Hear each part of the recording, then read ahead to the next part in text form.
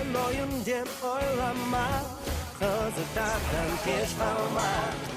Oyununda sonu var. Ensinlerimiz en çıkan yolumuz podcast. Hey! Sıraylıcı. Yeah, yeah, podcast. Oynayıp Alga dostum tek alga, bozuklardan geç kalma. Yolumuz podcast. Hey! Podcast.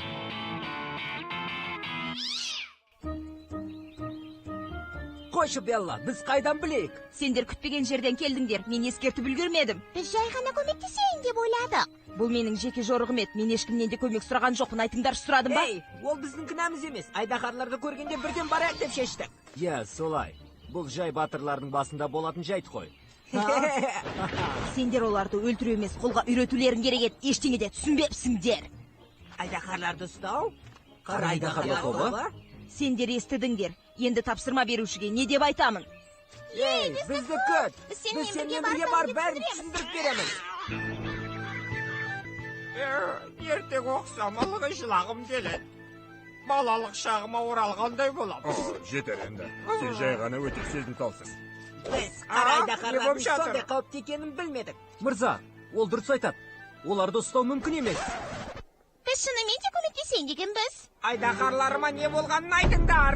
Біз, Кішкене ғана... Біз кішкене, Не бүлдірдіңдер? бізге бұл ойынның ойнай алмайтындарға арналғанын ешкім айтпады. Ол ойнай алмайтындарға арналған емес. Сендер қара айдаһарлар қалай өсетінін білуші ме едіңдер өзі? Жоқ, біз айдаһар бағушы емеспіз ғой. Я, солай. Өз көзіме өзім сене алар емеспін. Мына қарттың оқып жатқан не екенін білесің бе? Ертегі. Жорықтың ережесі қайдан алынатынын білесіңдер ме? Ей, ертегі деген өткен заман, қазір бейне көріністер дәуірі. Келесі жорықтың ережесі қандай болмақ? Немересін әжесіне жеткізу ме, немесе орманның ішінде орналасқан қамалды табу ма? Немесе ергежейліні бағу керек шығар. Сабыр ет, олар қалжыңдап жатыр. Бұл адам сенгісіз. Енді сендер осы ертегінің ішінде осылай күлесіңдер. Истрол Наратурус.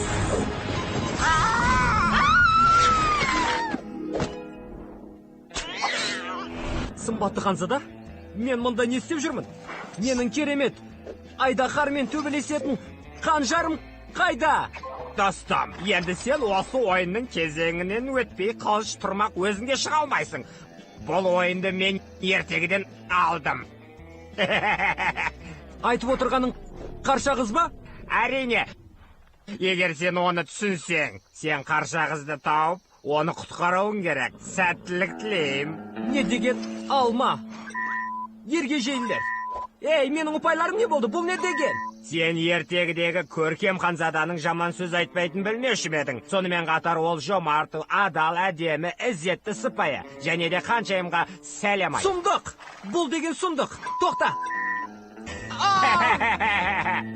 Ертегіні өте ұнатам. Не деген қырсық. Мен қарша қызды қайдан табамын, уланған алманы қалай жасайым? Ертегіні білмеуші ме едің, қымбаттым. Сиқырлы айнаның көмегімен әрине 25-ші арна. Сонымен, ханшайым қайда? Белла, қарша қыз ба? Бұл деген тамаша ғой. Көңілді, ақылды. Ей, ергежейлілер, қайдасыңдар? Мен бұны қалай істеймін? Қалайша өзім жалғыз мына үлкен орманда 7 ергежейліні табамын. Маған көмек керек. Басқалар қайда екен, а?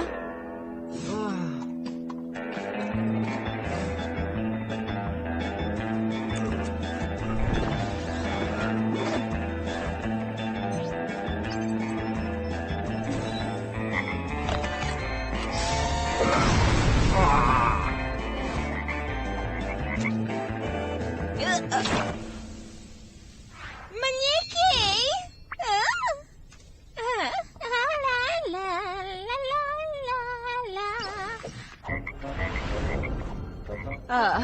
Не деген жұпыны лашық. Біреу бар ма? О, не деген лас. Мына жерді біреу жинайым өзі? Ей, достар. Достар, мына сұлуға қараңдар. көңілді қыздың алдында артық сөйлеме. Бұл үй жинайтын қыз болу керек, көрікті екен. Я, келетін уақыты болды ғой. Қанша күттік. Үйдің бәрін шаң басып кетті. Не болып жатыр? Бұл жерде қазір... Кішкене тыныштық сақтаңдар. Мен үй жинайтын қыз емеспін. 1, 2, 3, 4, 5, 6... күте тұр, біреуі жоқ қой. Сен босаңды айтып отырған шығарсың. Ол әрі қашан кешіген. Мимо? Клем, бұл күлкіле емес. Ереже бойынша мен сені қорғауым керек. Ал сен не істеуің керек? Мен бе? Мен көркем ханзаданы күтуім керек. Бізге ас әзірле. Үй жина, шаң басып кетті. Міндетті түрде кіржу. Міндетті түрде, иә. Басқаша айтқанда дем алмай жұмыс істе. Не деген ертегі? Мен мұны жасамаймын. Егер ұпайыңды жоғалтқың келмесе, сенің басқа амалың жоқ. Мен серуендеуге кеттім. Тоқтай тұр. Сенің міндетің мені қорғау, солай ма? Я. Сол үшін үйді сен жинайсың, босаң. Себебі сен ұпайыңды жоғалтқың келмейді ғой. Менің ханшайым деген атым бар емес пе? Ей, жинап болғаннан соң маған орман жемістерінен сусын жаса. Мүмкін пешке тоқаш пісіріп берейін, Мимо, сен ергежейлісің бе? Менің ойымша сен босаңсың. Гала, сен неге жалмауыз сияқты киініп алғансың? Әрине, ол маған уланған алманы алып келді. Білмеуші ме едің, мынаның қайсысы? Мынау, қып-қызыл уланған алма. Қарным ашып кетті ғой. Не деген қырсық, ол ертегінің бәрін білдірді. Енді ол өмір бойы солай ұйықтап жата ма? Жоқ, мүмкін оны сиқырлы тылсым күш оятатын шығар. Мені қоспай-ақ қойыңдар. Сен қарша қызсың, сен ғана осы сиқырды бұза аласың. Жоспар орындалған жоқ. Келесі ойын. Енді біз қайдамыз? Қалайша олай істедің, Белла? Неге бақаны сүйгіздің? Я, ол алманы жемеу үшін сабақ болды. Ей, мынаған қараңдар, жұмыртастар. Вау! Мына етіктерге қараңдар. Жұмыртас, етік. Неге мен? Келесі жолы... Ей, тоқта! Тоқта! Бізді күте тұр.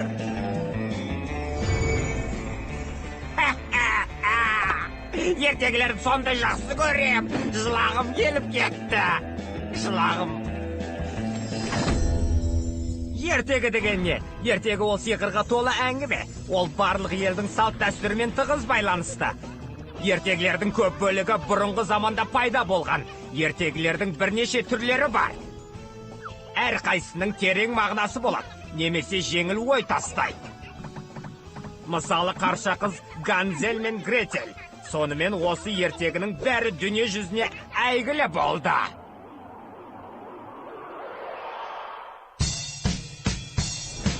Мен ешқашанда білім ұмытпаймын сені.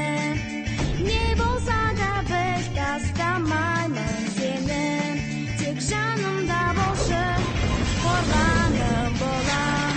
Тек сені ғана мен ұнатам.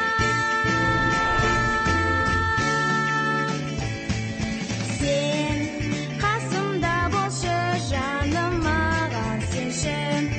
Жақынырақ маған қарай келші. Сен қасымда болшы, тек маған сенші.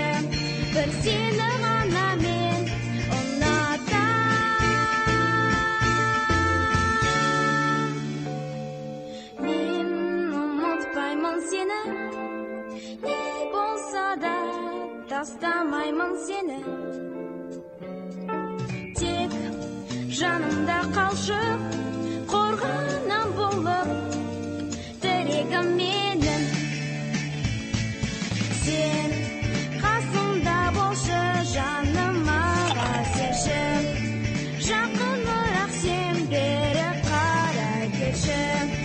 Тек жанымда болшы, қорғаным болам. Тек сені ғана бар сезіммен ұнатам.